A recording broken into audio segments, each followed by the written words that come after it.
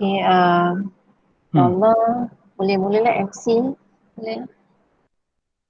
Macam mana cikgu? Boleh mula? Cikgu boleh dengarkan Boleh. suara saya?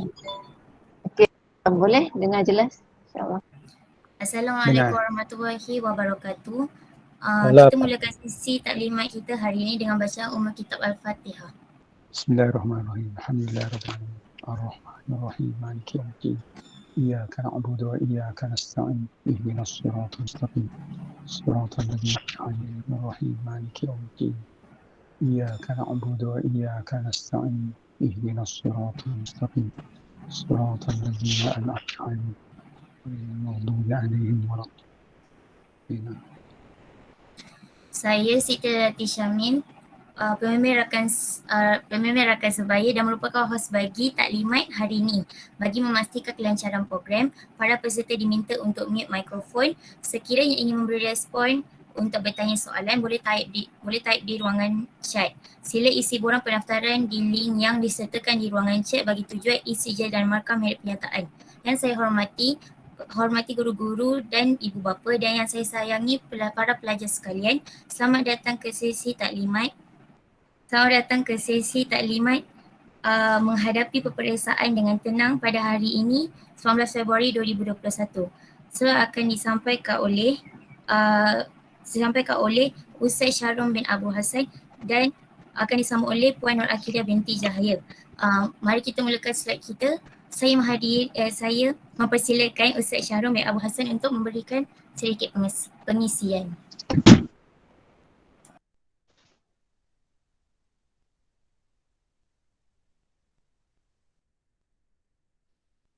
Pertamanya, Alhamdulillah Ustaz mengucapkan jutaan terima kasih, jazakillah khairul jaza kepada Ustazah Nur Akidah yang telah mempelai Ustaz kan,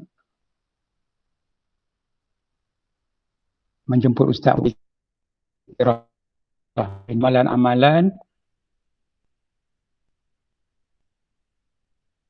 untuk menghadapi peperiksaan berdasarkan apa yang ulama-ulama tulis, termasuklah apa yang mungkin pengen Ustaz dulu lah kan. Jadi sebenarnya Dengar tak? Dengar.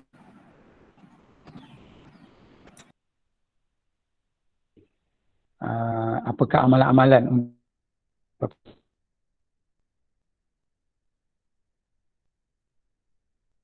tapi tahun 2020 jadi amalan ni banyak sebenarnya. Langkah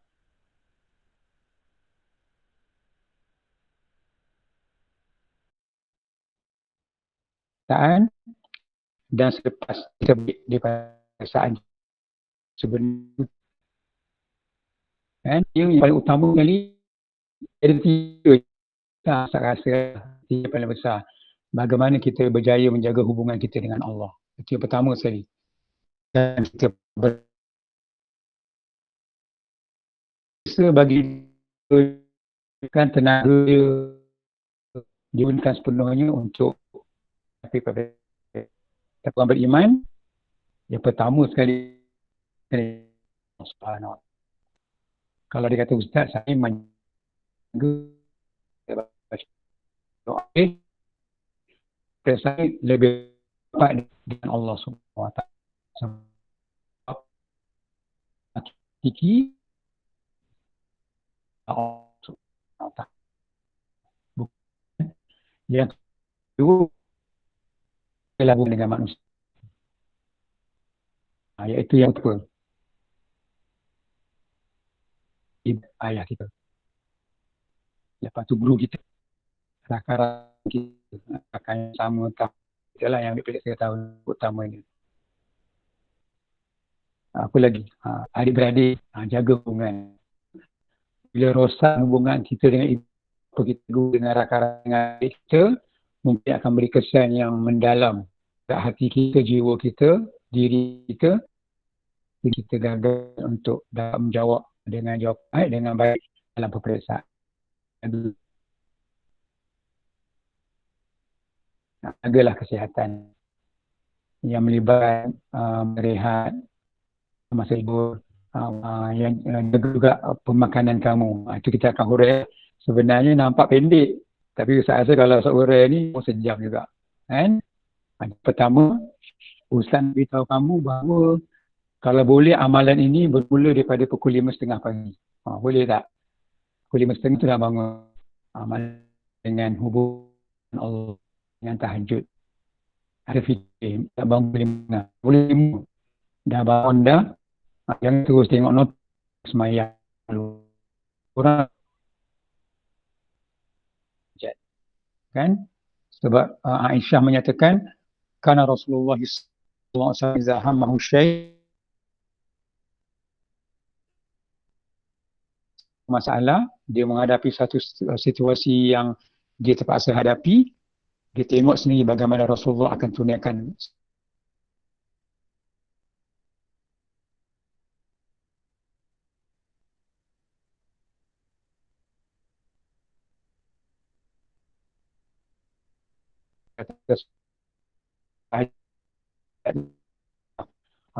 minta kita tenangkan hati kita untuk menghadapi ini hubungan kita dengan Allah, insya-Allah. Sepanjang masa kita periksa perjalanan kita menuju ke sekolah akan dilindungi oleh Allah Subhanahu Wa Taala. Okey, 5.30 paling kurang. Tu lewat dah tu. Kalau boleh 5.30 tu di atas jadah dah. Solat hajat, solat tahajud. Lepas tu jangan lupa solat witir. Tutupkan solat tu dengan witir dan jangan lupa ada wirid sikit. Bacalah wirid dan doa. Minta. Mana tengah-tengah malam sebelum subuh tu minta pada Allah.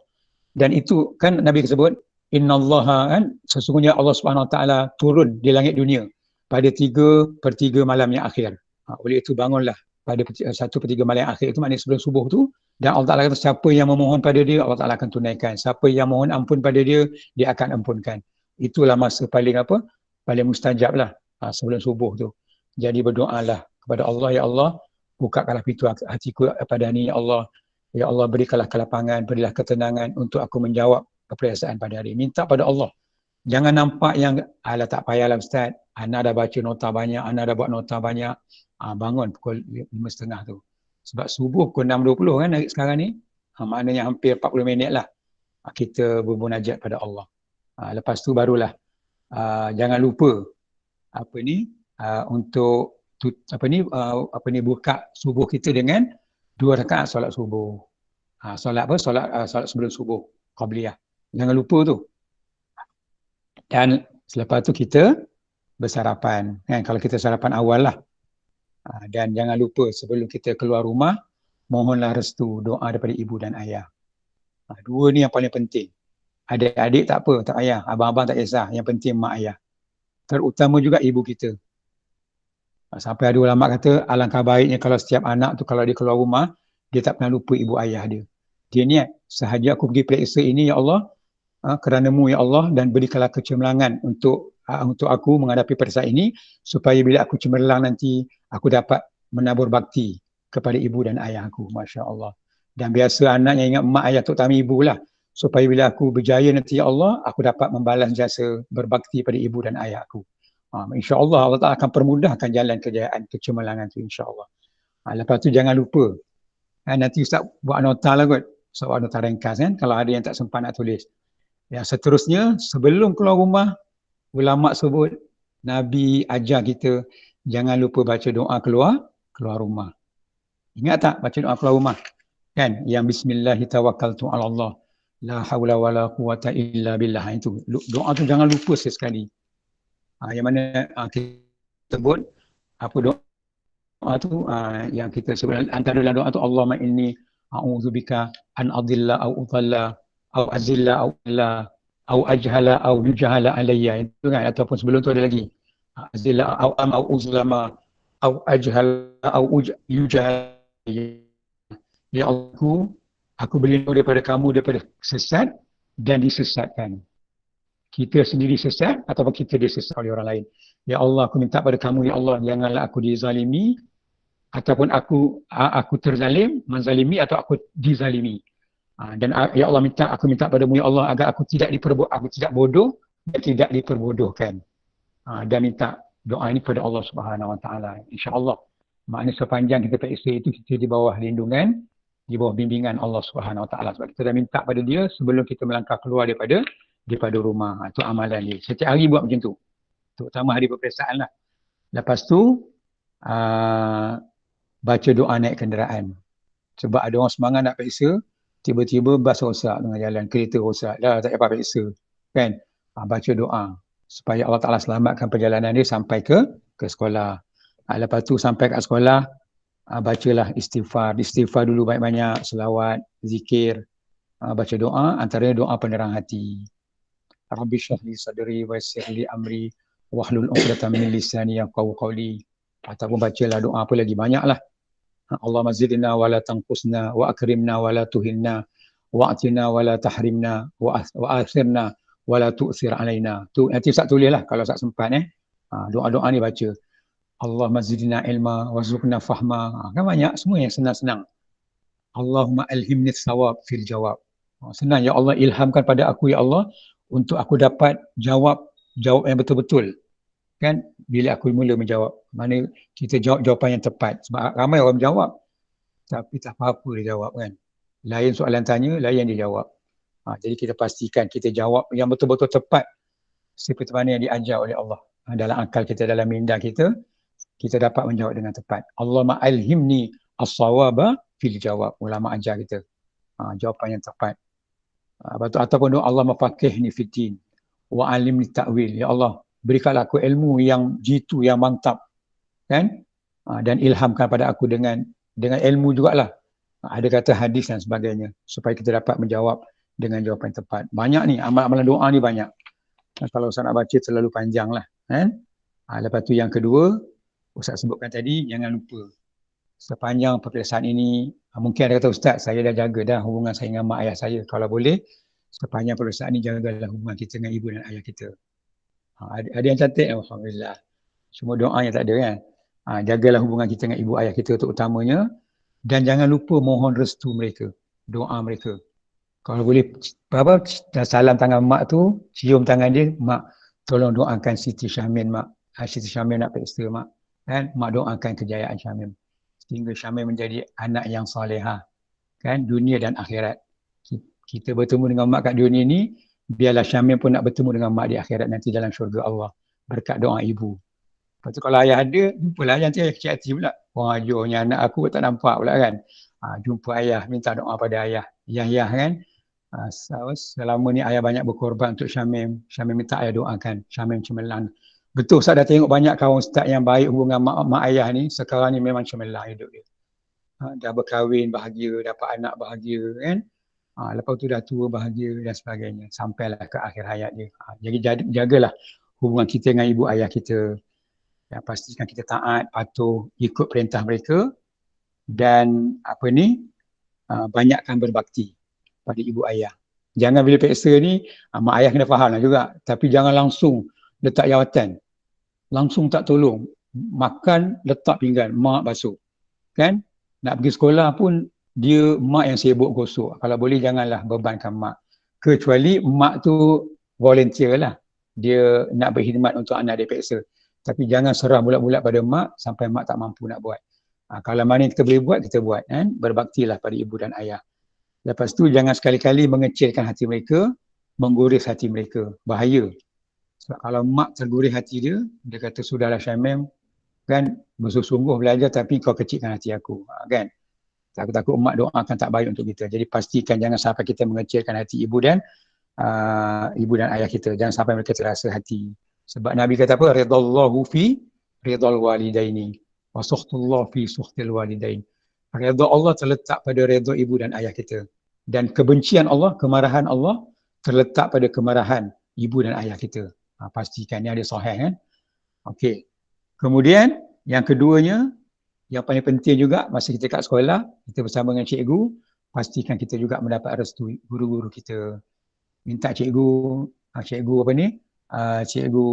redha segala ilmu yang cikgu bagi pada kami.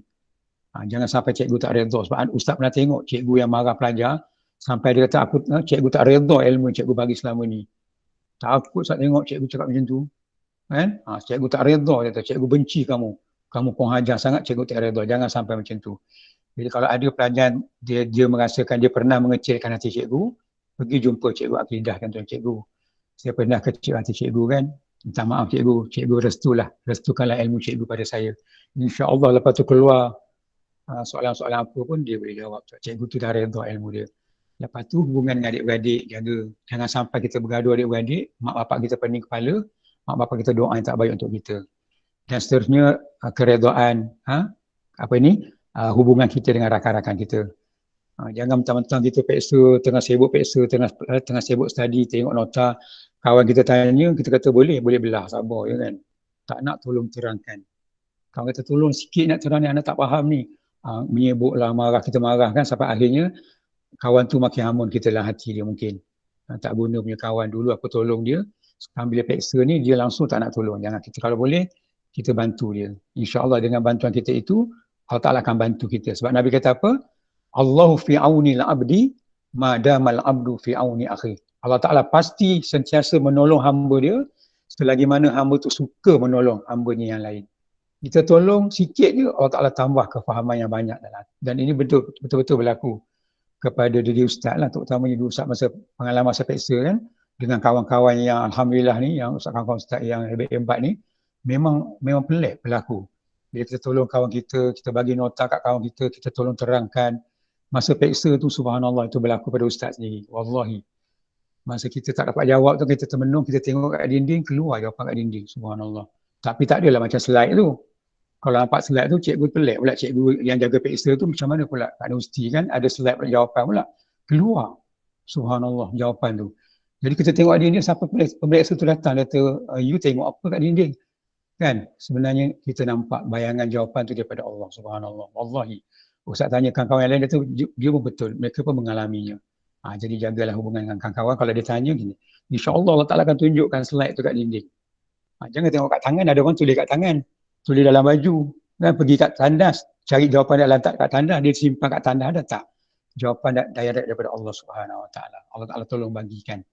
Ataupun dalam ingatan kita kan, kita minta doa pada Allah, tolong aku tak ingat dah. Masa itulah turun pertolongan Allah. Tiba-tiba cerah pemikiran kita dapat jawab sampai cukup ketah jawab pula. Dia minta ketah kat cikgu pemeriksaan tu kan. Itu contoh dia. Okey, kemudian Yang ketiga, Ustaz ringkanlah habis ni masa ni. Sebenarnya panjang lagi ni. Yang ketiga, jagalah kesihatan. Yang ini Ustaz syorkan pada kamu. Balik ni cari barang-barang ni. Sebab Ustaz pernah buat untuk anak-anak Ustaz dan Ustaz pernah dengar seorang doktor kan, jiran Ustaz, orang lain beritahu lah. Doktor ni sebulan sebelum periksa anak-anak dia, tapi kita dah lambat dah. Tapi tak apa, sempat lagi. Cari barang ni. Kan? Pertama, cari fresh milk. Susu fresh tu. Lepas tu sebelum kita masak, kita masukkan badam dalam dia. Badam yang kita dah tumbuk. Badam, susu kan, susu fresh, badam. Lepas tu kismis. Tahu kismis? Kismis. Lepas tu sedikit madu, 1 sudu madu. Lepas tu saffron. Tahu saffron? Apa tu saffron? Za'faran. Nanti balik ni tanya mak, mak apa saffron mak? Ambil, tapi jangan bubur banyak. Bubur dalam 10 helai je. Dalam lebih kurang 1 liter susu tu 10 helai je. Dia warna kuning-kuning. Aisyah zakat dia sebut warna macam dia kuning-kuning, warna orange. Lepas tu apa lagi? Saya tulis tadi. Badam, kismis, saffron, madu, susu tadi tu. Itu paling kurang. Masak, lepas tu bila sejuk jangan masak panas, masa dah suam minum. Doktor tu memang sebulan sebelum periksa semua anak dia 5 orang semua dia bagi. Memang anak-anak dia semua cemerlang. Semua doktor-doktor. Hebatlah. Ustaz tahu pun dah lambat. Dah bekerja baru tahu ilmu tu. Lepas tu Ustaz tanya kawan-kawan Arab. Orang Arab berkata dia pun itulah amalan dia. Kalau anak-anak dia periksa. Sebab tu orang Arab otak dia macam hebat-hebat kan. Ada yang hebat lah, ada yang tak hebat. Sama macam kita juga. Tapi yang hebat-hebat sangat.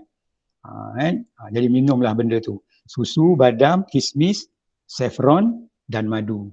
Madu jangan banyak sangat, 1 sudu cukup. Kalau boleh madu tu jangan bubur masa masak. Tunggu dah sejuk, dah suam dah baru masukkan madu.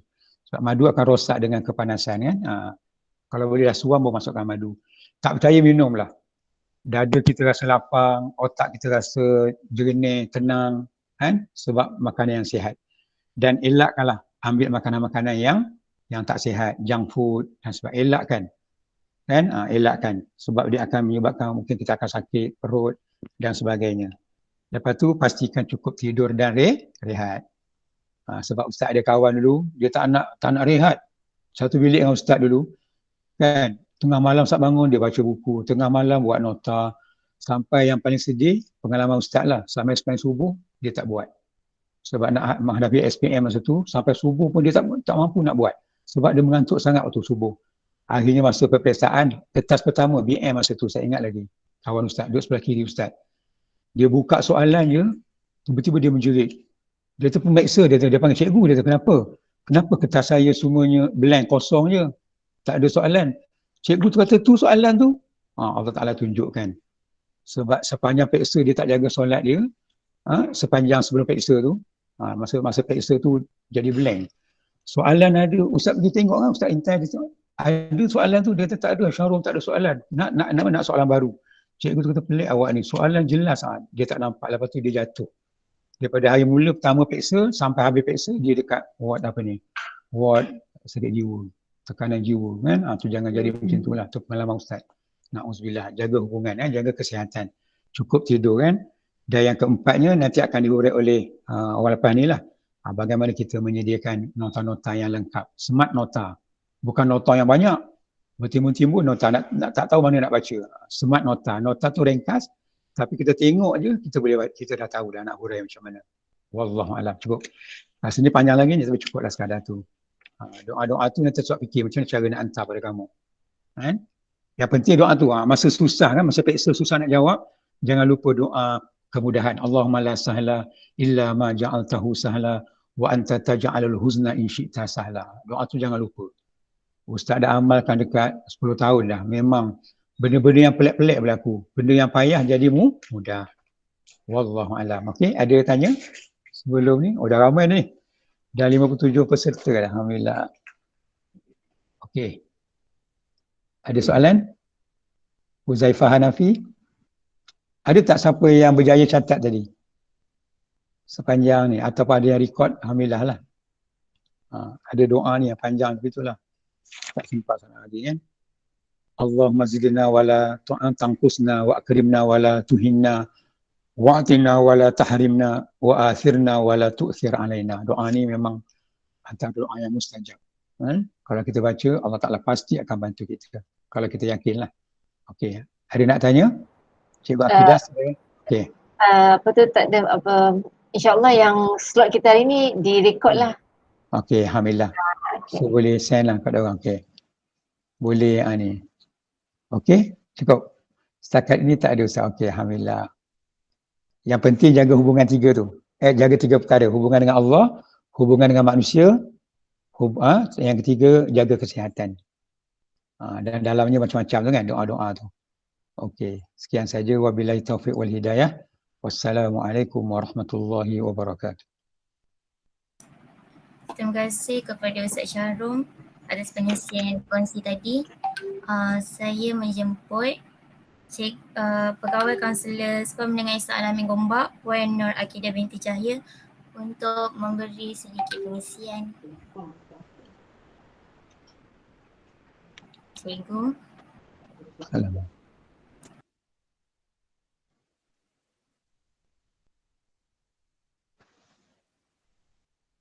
Okey, sekejap ya.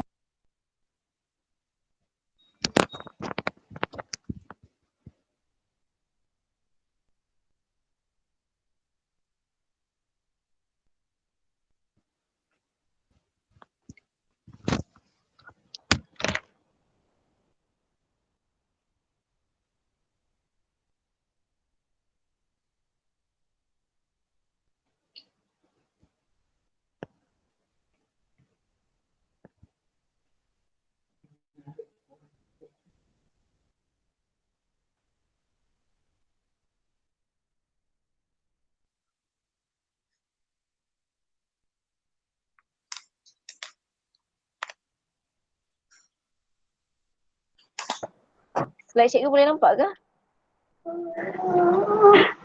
Tak boleh cikgu. Tak boleh, sekejap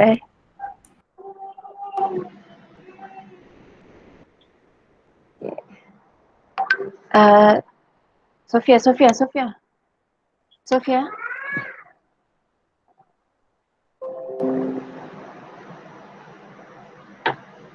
Okey. Boleh dapat nampak ke slide cikgu? Nampak cikgu. Okey. Okey, so insyaAllah hari ini kita akan kita terima kasih cikgu ucapkan pada pengurusi majlis hari ini. Okey, so cikgu tambah sikitlah poin daripada Ustaz Syahrum. Okey, jadi kita tengoklah tanda-tanda. Subhanallah. Cikgu minta izin sekejap ya.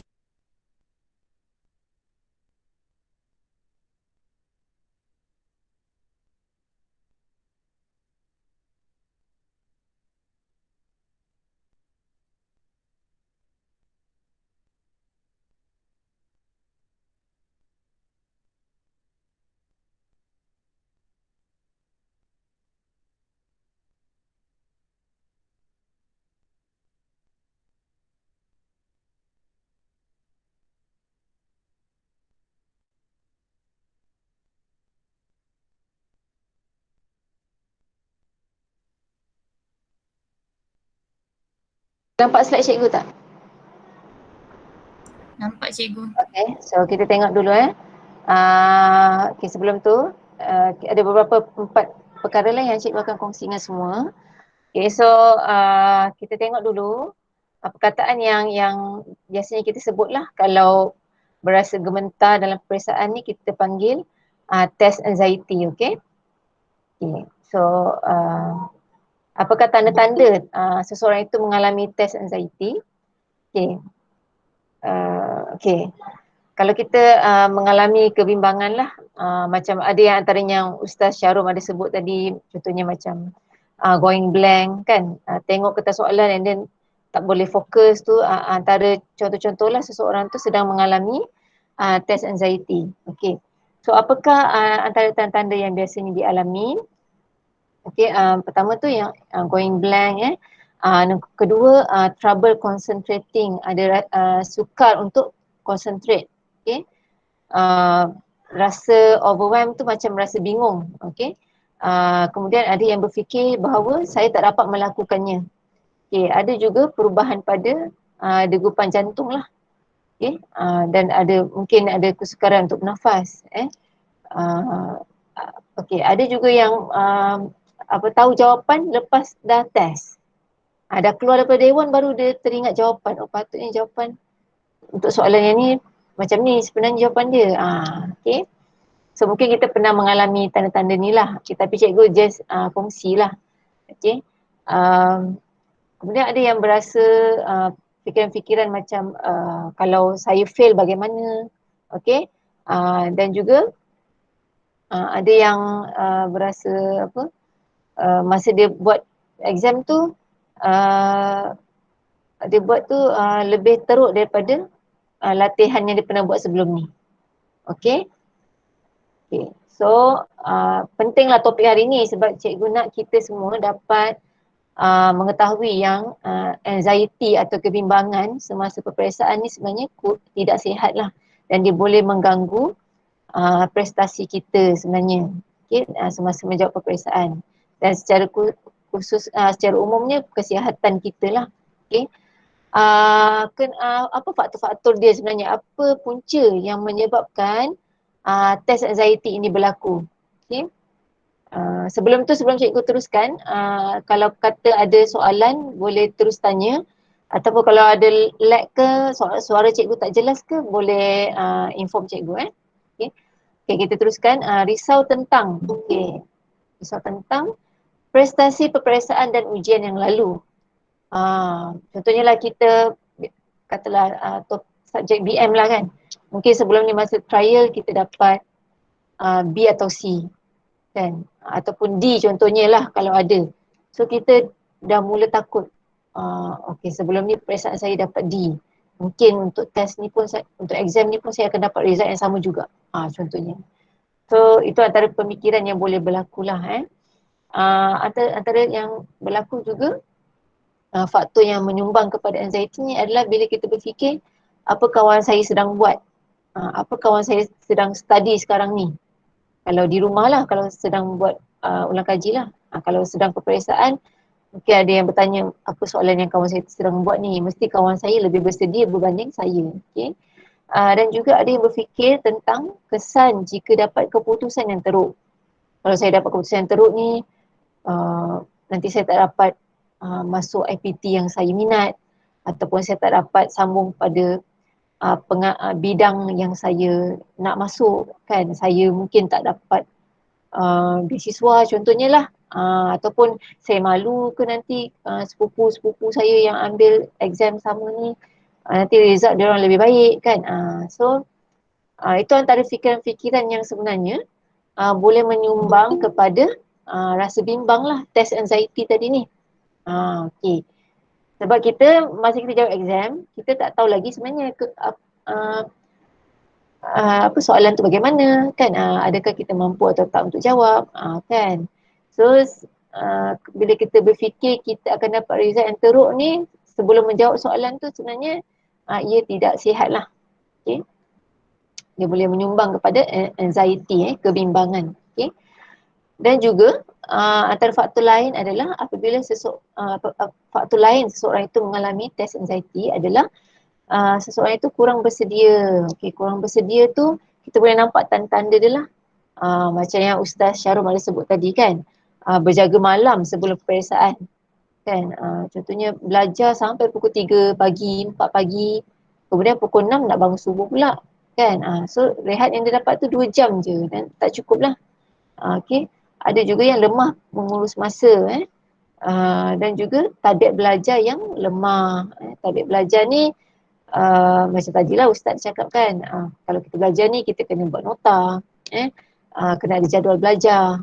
Okay, bagi yang ada masa lagi, mungkin ada form 5 yang tahun ni ada masa lagi boleh plan lagi, boleh plan dengan baik lah. Okay, tapi bagi batch Zu'ama yang beberapa hari lagi nak exam, masih lagi sebenarnya ada masa untuk awak perbaiki pengurusan masa dan tabiat belajar yang baik. Okay, insyaAllah sentiasa ada masa. Okay. Kita tengok lagi. Okay, kalau kita berhadapan dengan kebimbangan.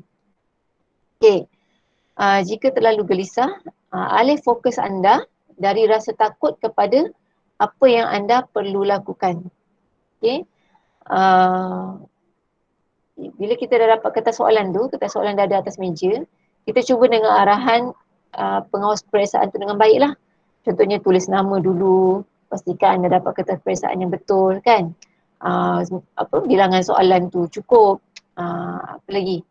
Masukkan nombor IC yang betul kan. Bulat yang OMR tu dengan sempurna contohnya lah. So kita fokus kepada apa yang sepatutnya kita lakukan pada masa tersebut. Okay? Jangan kata terlalu mengikut sangat perasaan bimbang dan takut tu. Okay? Sebab ia akan mengganggu fokus kita lah. Okay? Okay, poin cikgu seterusnya, rasa takut atau gementar itu adalah sesuatu yang kita perlu jangka akan berlaku semasa exam. Kan? Ada tak cikgu nak tanya dulu, ada ke di sini yang dia 0% rasa bimbang masa exam? Ada tak? Ada siapa nak jawab? Kan, rasanya setiap daripada kita ni paling kurang adalah sikit kan rasa bimbang masa nak jawab exam, rasa takut ke kan. So sebenarnya itu adalah perkara yang biasanya berlaku. Okay. Kemudian kita katakan pada diri kita, relax perbanyakkan positive self talk. Sebab masa kita jawab exam tu yang boleh memotivasi dan mempositifkan diri kita adalah kita sendiri. Kita dah tak ada siapa-siapa dah masuk dekat Dewan Peperiksaan, betul tak? So kita kena banyak bercakap, kita kena latih positive self talk. Okay, bercakap secara positif pada diri sendiri.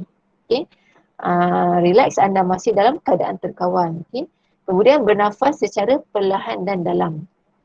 Okay, cikgu ada video ni, cikgu try pasang. Kalau ada lag, beritahu cikgu boleh. Okay, kita tengok sini .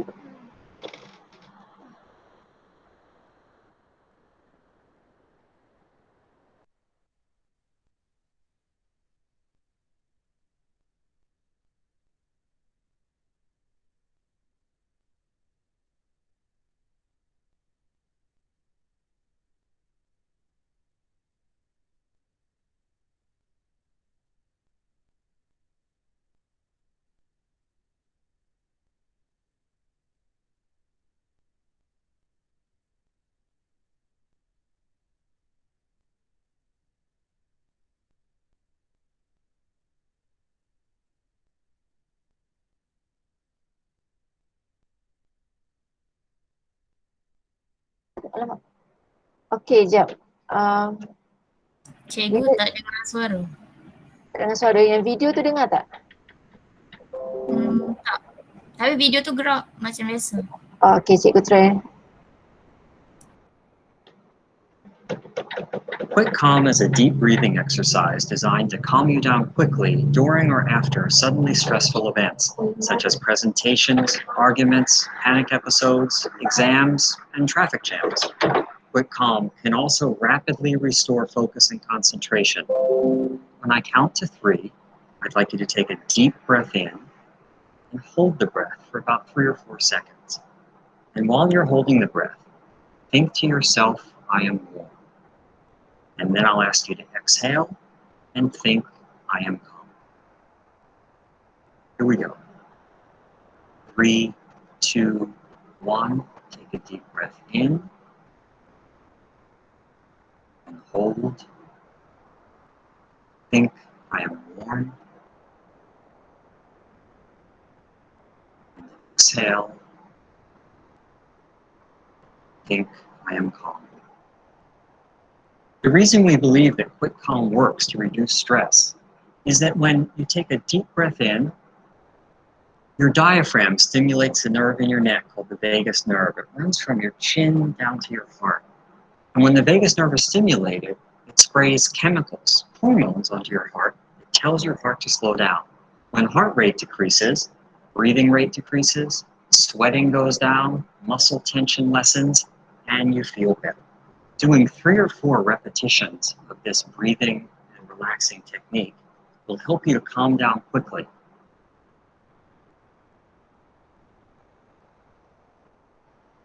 Okay.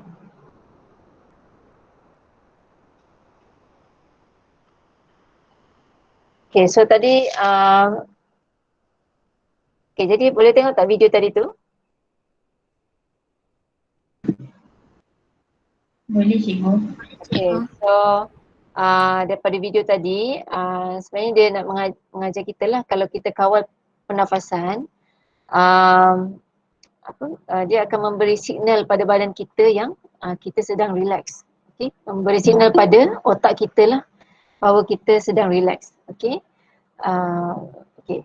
So kalau boleh masa peperiksaan, masa di kerusi kan tempat awak duduk tu, awak amalkan pernafasan yang baik. Okay. Kemudian apabila rasa bimbang atau takut hadir, berhenti sebentar, fokus pada masa sekarang. Okay. Apa yang sepatutnya saya lakukan pada masa ini? Kena selalu bertanya pada diri sendiri. Okay. Rasa takut itu tidak semestinya dibuang 100%, anda cuma perlu urus perasaan itu. Okay. Yakinkan diri anda yang anda boleh melakukannya. Okay. Dan juga antara cara lain yang kita boleh buat adalah kita boleh tengok sekeliling kita, kemudian kita ambil beberapa masa, beberapa saat ke, okay, kita tengok pokok ke contohnya lah. Pokok kan warna hijau kan, kita boleh rasa segar. Kita boleh tengok tone warna pokok contohnya lah. Apa warna yang ada di situ contohnya lah. So dengan cara tu kita macam kita mengalih fokus kita lah. Mengalih daripada rasa takut tu kepada perkara lain yang dia boleh mengurangkan sedikit lah rasa bimbang kita tu. Okay. So kita tengok lagi. Okay. Ni in case berlaku lah kalau awak bimbang keterlaluan kan, tak terkawal, so boleh berlatih dari sekarang. Okay. Pernafasan, bercakap dengan diri sendiri secara positif, okay. Melihat, mengalihkan fokus kepada benda lain yang di sekeliling buat sementara waktu lah. Okay.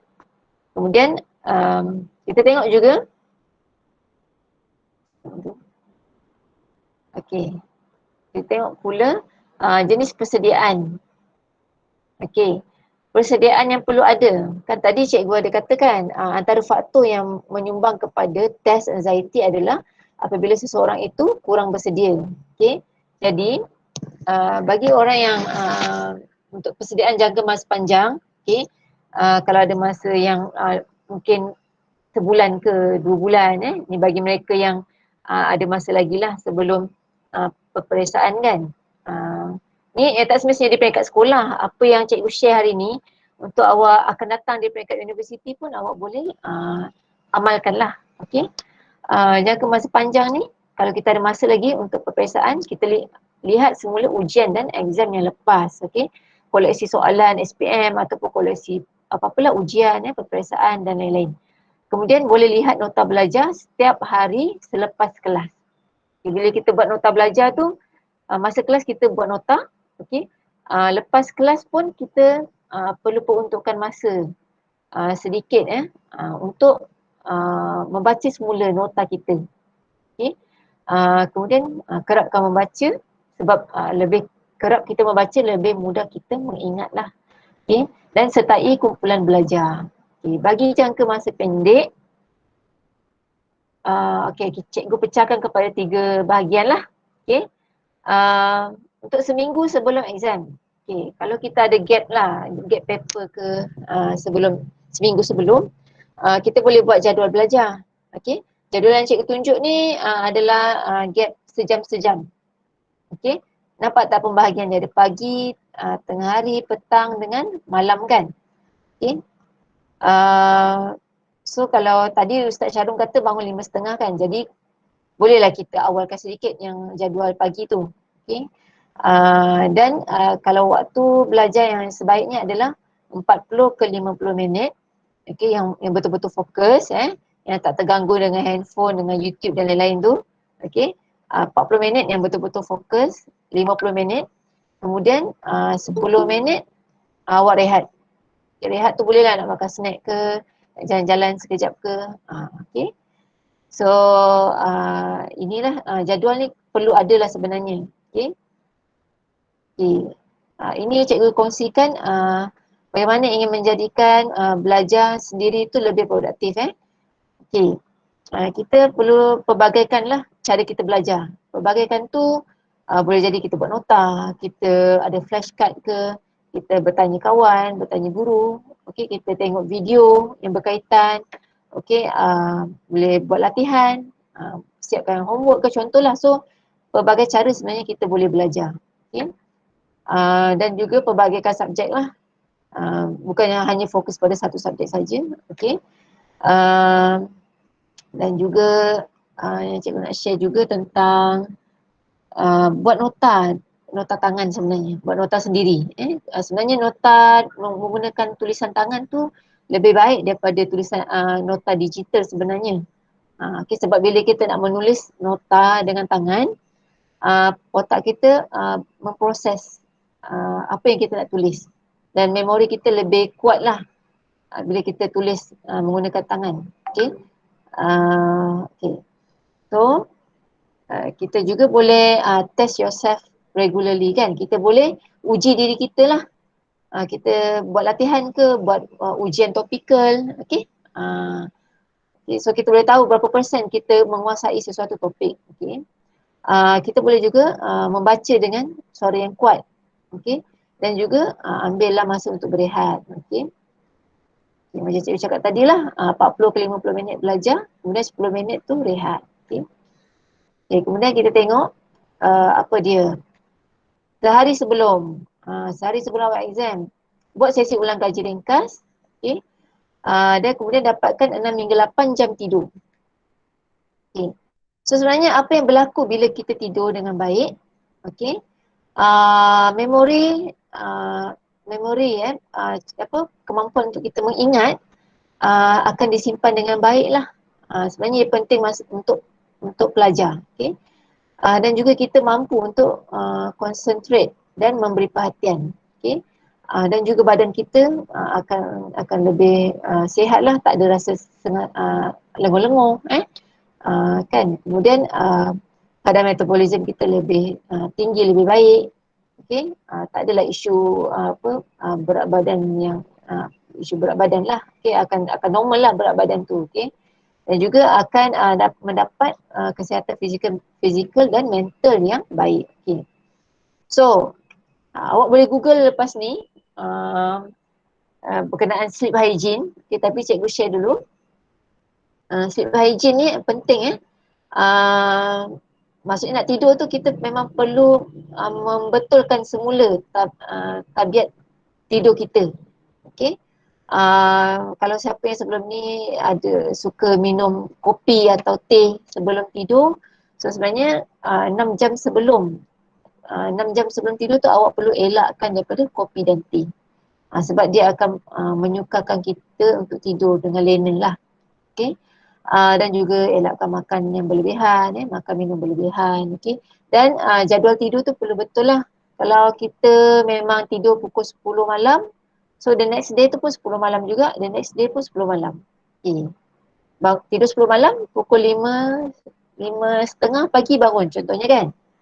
So jadual tidur kita, kalau kita latih badan kita, dia akan bangun dan jaga dan tidur pada masa yang sama. InsyaAllah memang Allah bagi kita kemampuan sebenarnya. Badan kita ni ada body clock. Okay. Dan juga handphone ataupun tab, TV ke, apa-apa yang berkaitan dengan skrin lah, kita kena tutup dulu. Sebab sinaran blue ray tu dia mengganggu hormon melatonin untuk dirembeskan lah. Hormon melatonin ni penting sebab hormon tu lah yang memudahkan kita tidur. Okey. Sebab tu kalau kita tidur pun pencahayaan tu penting lah. Jangan terlalu gelap dan jangan terlalu terang. Okey. So gunakan katil tu untuk tidur saja kan. Jangan tidur tu jangan buat katil tu bukan untuk makan, bukan untuk tempat makan, bukan untuk tempat belajar. Kalau belajar tu better belajar di meja belajar lah, tempat yang khas lah. okey, dan elakkan baring ataupun rehat yang berlebihan waktu siang sebab kalau rehat yang berlebihan ni nanti malam kita susah tidur. Okey. So apa lagi, banyak lagi lah. Pastikan bilik tadi sejuk ke, pencahayaan yang cukup selesa. Okey. Dan bangun pagi tu dapatkan cahaya matahari lah sebenarnya. Okey. Okay. So apa lagi? Okay. Ada lagi 10 minit. Okey, cikgu share dulu tentang sarapan lah. Ini adalah pagi sebelum exam. Okey, sarapan apa yang sepatutnya awak ambil. Dia rasanya semua dah tahu tapi cikgu kongsikan semula sebagai reminder untuk kita lah. Okey, makan suku-suku separuh, okey, protein separuh, protein tu ayam ke telur ke, okey, kacang-kacang ke, okey. Suku lagi adalah dan suku lagi adalah whole grain foods lah, macam kalau nasi ke, roti ke, spaghetti ke pasta ke, okey. Roti cikgu sebut tadi, mi ke Kemudian separuh lagi adalah sayur dan buah-buahan. Okey. Dan juga pastikan minum air yang secukupnya lah, sebab otak kita ni memang memerlukan air. Okey. Air masak lah terutamanya. Okey, susu pun perlu minum juga. Okey. So elakkan atau kurangkan pengambilan kafein, gula, makanan berminyak, makanan ringan dan minuman berkarbonat. Okey, ini sebenarnya tak sihat, kurang sihat, terutamanya kalau awak nak jawab exam. Kalau awak rasa nak makan snack, awak makanlah snack yang sihat lah, macam kacang ke, buah-buahan ke. Okey. Okay. So apakah antara kesan sampingan lah kalau kita ambil kafein kan? Kita badan kita boleh shakiness macam bergetar-getar kita boleh kalau kita ambil kafein berlebihan pun dia boleh menyebabkan kita bimbang dan gementar. Okey. Selain itu kita juga boleh mengalami kesukaran tidur, sakit kepala, okey, dan dehydration, okey, kurang air dalam badan, okey, rapid heart rate, kadar denyutan jantung yang laju, okey. Dan juga kita tengok juga tentang cikgu sentuh satu je lah, kesan gula kepada otak. Kajian menunjukkan bahawa gula dan lemak yang berlebihan ni akan mengganggu fungsi otak di bahagian memori. Okey. So kalau nak ambil gula pun ambillah gula yang ni lah, contohnya daripada buah-buahan. Okey. Okay, so kita tengok sikit. Ada 9 minit lagi cikgu share berkenaan. Okey, sorry. Tips menjawab peperiksaan. Okey, suara cikgu boleh dengar dengan baik tak? Boleh cikgu. Okey, ada soalan ke? MC? Di ruangan chat ada soalan tak? Tak ada cikgu. Ada, okey. So kita teruskan. Kita perlu ketahui format exam tersebut lah. Okey, kita kan ada beberapa jenis kan. Ada soalan aneka pilihan, ada esei dan ada juga isi tempat kosong. Okey. So kita kena tahu paper kita tu apa format dalam exam tu. Okey. Okey. So cikgu share dulu apakah tips semasa menjawab soalan. Okey. So penting untuk datang awal dan bersedia. Okey. Perlu alert lah sebab pernah terjadi sebelum ni pelajar SPM lambat datang untuk jawab exam. So gelabah lah cikgu-cikgu kan nak call balik, call student, nak suruh datang. Okay. So harapnya tak adalah yang berlaku lah untuk tahun ni kan. Okay. Kalau kita tahu jalan kita, tempat kita tu jam ke apa ke, kita perlu bincang dengan parents kita lah bagaimana nak atasi isu tu lah. Okay. Kemudian tulis contoh, ni kalau dah sampai awal bersedia, tulis contoh idea, formula dan lain-lain yang anda ingat di atas kertas untuk dirujuk atau digunakan apabila perlu. Ini kita panggil mind dump. Okay? Mind dump lah, maksudnya kita letakkan di kertas tu Segala apa yang kita ingat tu kita tulis dulu. Okay. Kemudian poin seterusnya, sentiasa berada dalam fikiran yang positif bahawa anda mampu menjawabnya dengan baik. Memang kena sentiasa ada positif outlook saja masa awak jawab exam. Okay. Walaupun awak dengar macam-macam cerita ke ataupun orang cakap soalan ni susah ke apa ke, awak perlu ketepikan sebentar dan awak kena ambil yang positif saja. Okay, katalah pada diri awak yang awak mampu melakukannya. Itu antara kata-kata yang self-talk yang positif lah. Okay. Baca arahan soalan dengan betul, lihat semua soalan secara imbasan. Okay, jawab soalan yang mudah dahulu, kemudian yang lebih sukar. Kenapa jawab soalan yang mudah dulu? Sebab dia boleh membuatkan kita rasa yakin dan termotivasi untuk jawab soalan lain. Okay. Kalau kita jawab soalan yang susah, kita akan ambil masa, kan?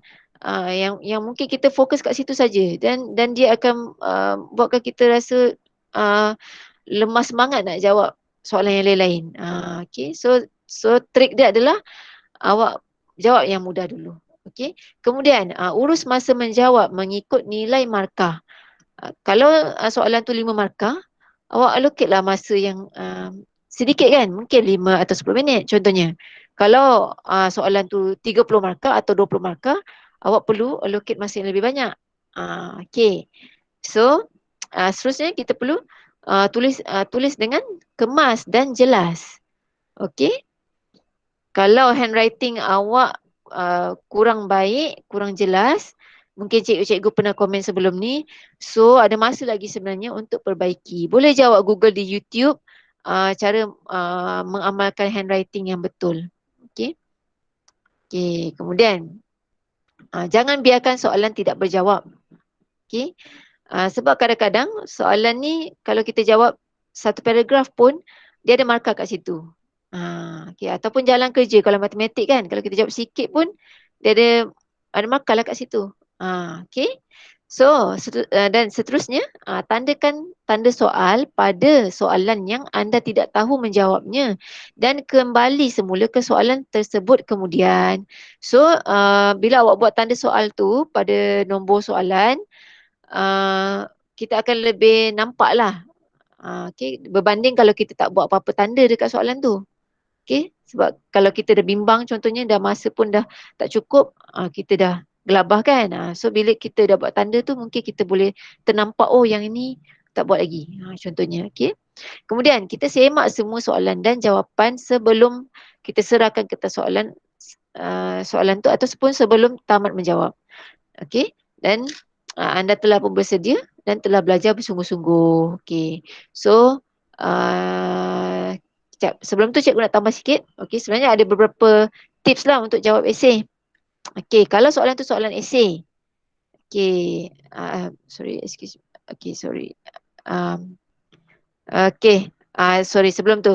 Kalau soalan tu adalah MCQ, soalan beraneka pilihan, kan? Yang ABCD, kan?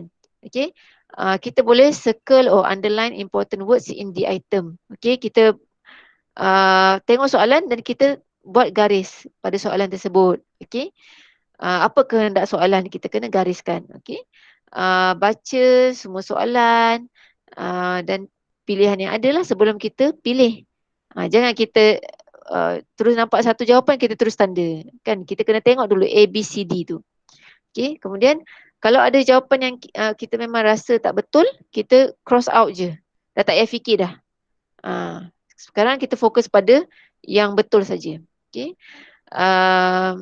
Dan tengoklah hint-hint yang ada. Okay. Kemudian kita tengok kadang-kadang soalan tu dia bersambung, kan. Soalan 1, soalan 2. Kadang-kadang soalan 2 tu dia refer kepada soalan nombor 1. Ada hint dari soalan 1 contohnya. So sebab tu penting untuk kita buat latihan lah. So kita bila kita selalu buat latihan, kita dah tahu pattern menjawab macam mana, pattern soalan bagaimana. Okay. So okay, kita tengok juga. Okay, tak apa ni, cikgu tak perlu terangkan lah. Okay, cikgu rasa cikgu terangkan tu dulu. Okay, kita tengok sekejap tentang persediaan lain-lain. Okay. Cari tempat belajar yang tiada gangguan. Okay. Kalau belajar sambil dengar muzik bagaimana? Boleh tak?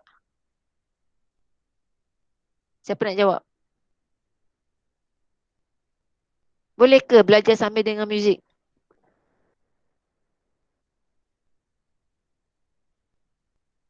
Cikgu, depends orang tu macam mana. Okey, depends orang tu bagaimana. Okey. Kalau ikutkan dalam kajian lah sebenarnya dia bergantung dia sebaiknya adalah kita belajar tu sama macam exam setting. Sebenarnya kalau exam setting tu adalah tak ada muzik, tak ada apa, yelah bukan keadaan yang bising kan, duduk di satu tempat saja, tak ada beralih-alih tempat. So sebenarnya bila kita buat latihan dan belajar kan sepatutnya dalam keadaan yang sama macam kita exam. Sepatutnya macam tu. Tak ada handphone kan, betul tak masa jawab exam. So bila kita buat soalan-soalan latihan exam ke, kita perlu latih diri kita lah untuk sesuaikan diri dengan exam setting. Faham tak? Okay. So kalau siapa yang biasa belajar dengan muzik tu, so boleh cuba gradually secara perlahan belajar tu tanpa muzik. Okay. Okay. So seterusnya kemas kini dan susun nota belajar anda. Okay, sekejap sebelum tu apa-apa yang cikgu share hari ni, sebenarnya cikgu dah refer terlalu banyak slide tentang test anxiety and test taking strategies lah. So apa yang cikgu share dengan awak ni yang cikgu dah compile daripada banyak-banyak slide yang cikgu dapat di internet. Okay, so apa yang cikgu share ni dia juga ada kajian-kajian yang cikgu dah baca lah. Okay. So bergantung pada awak lah, awak nak terima atau tidak poin cikgu. Okay, tapi cikgu just kongsi berdasarkan studies dan kajian-kajian yang dah dibuat. Okay. So InsyaAllah cikgu rasa semua dapat ikutilah poin cikgu kan. Okay, so kita tengok juga seterusnya kemas kini dan susun nota belajar anda. Boleh buat outline atau list, buat peta konsep, buat kad imbas. Kad imbas atau flashcard ni dia baik untuk memori kita. Okay.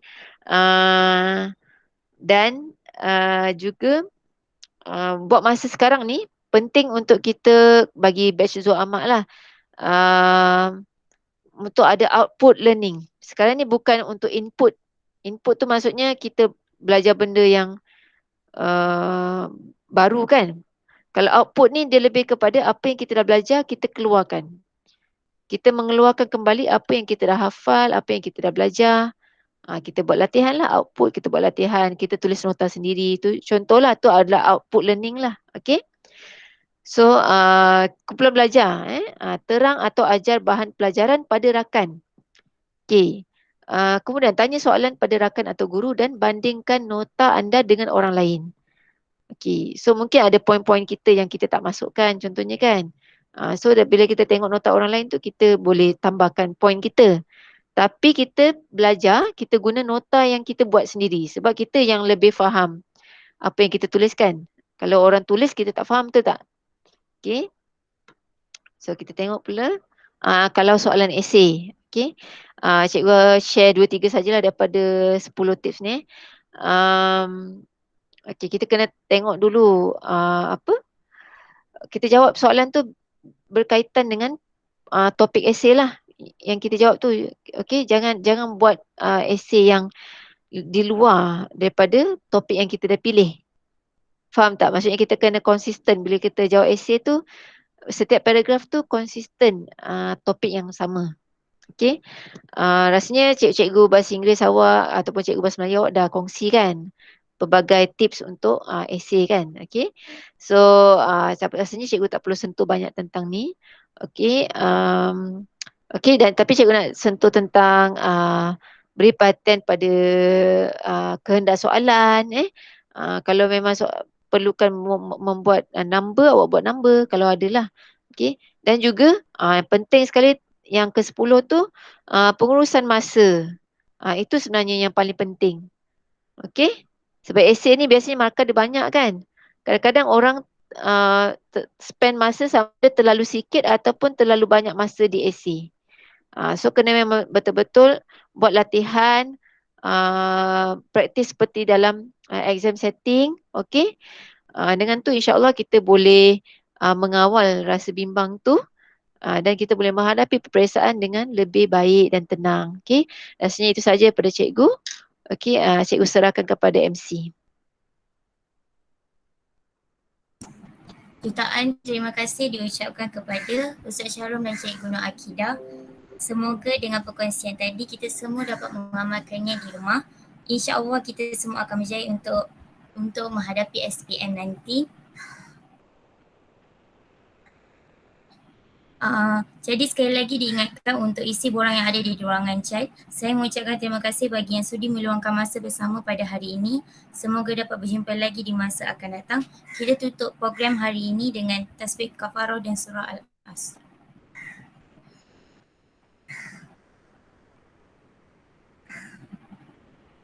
Sebelum kita menamatkan program kita, boleh kita ambil gambar dulu.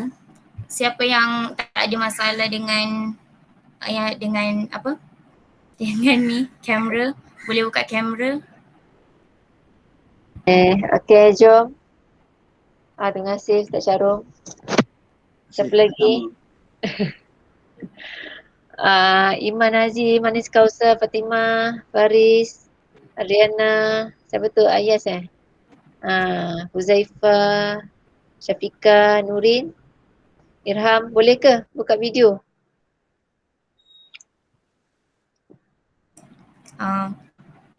Boleh semua dah ready ke? Kalau dah ready, kita boleh ambil gambar Okey, terima kasih Safwan.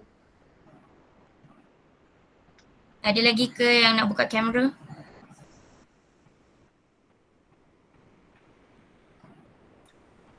Maira pun ada.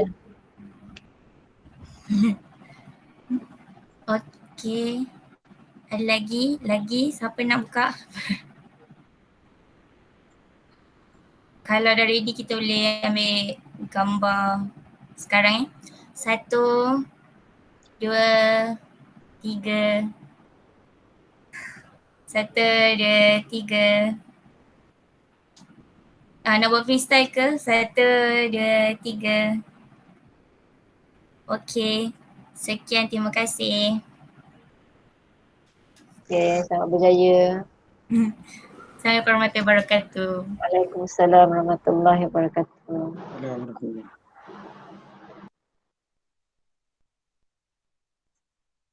Terima kasih cikgu. Okey, sama. Terima kasih cikgu. Sama Alisha. Siapa lagi? Faraiza, Syed Muhammad Arif, Adriana, Alisha, Zaimina. Okey. Anis Kausar, Syed Muhammad Arif.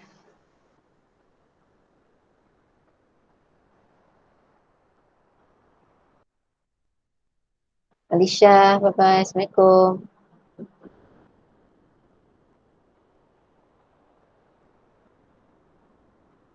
Anis, Assalamualaikum. Bye-bye.